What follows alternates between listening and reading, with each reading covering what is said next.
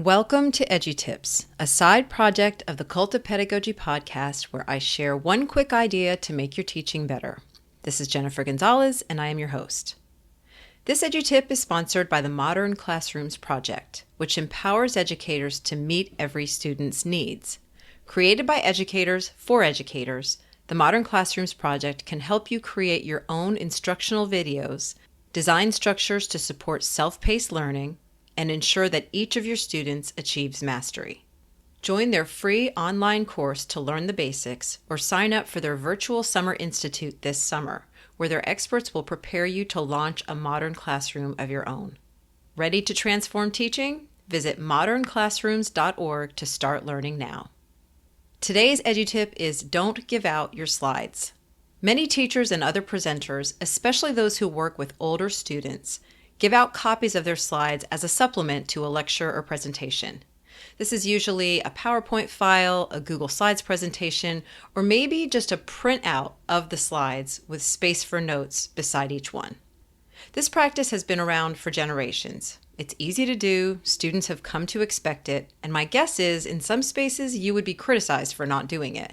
So why would I advise you to stop? First off, let me just say that I think it's pedagogically sound practice to give students some sort of scaffold for note-taking.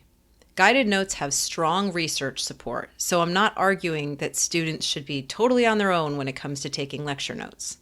But just giving out your actual slide presentation isn't the best approach, and the reason comes down more to the teaching and not the note-taking. The practice of giving out your slides often leads to terrible slides, and consequently, terrible lectures. The only reason slides on their own without the presenter would be useful as a resource is if they contained a lot of text that pretty thoroughly explained the content of the lectures. And a lecture made up of slide after slide full of text is torture for any audience.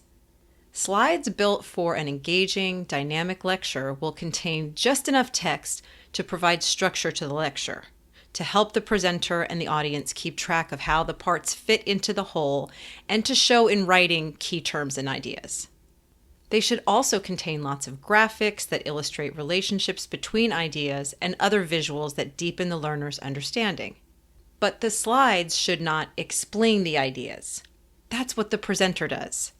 If the slide explains everything, then the presenter's only job is to read the slide out loud, and doing that will bore your audience to tears.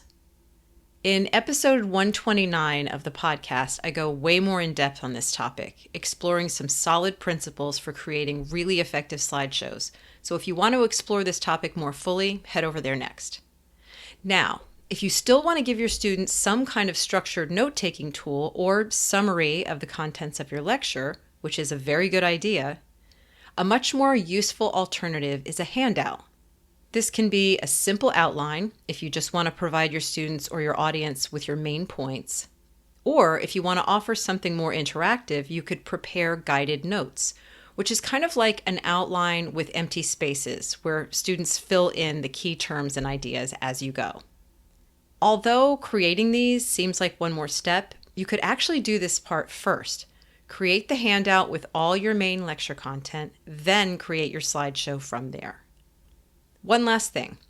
If you're in the camp that has been using the Notes Pages feature in PowerPoint, where you have a page with 3 slides down the side and the lines on the other side, and you're thinking, okay, if I create good minimal text slides, is this still an option?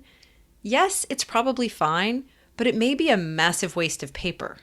What might require 2 to 3 pages of notes on a handout could take 20 or more sheets with the Notes Pages option. Just try the handout idea and see how it goes. That's your tip for this time. You can find a written version of these tips at cultofpedagogy.com/edutips. Now go forth, make thoughtful choices, and teach.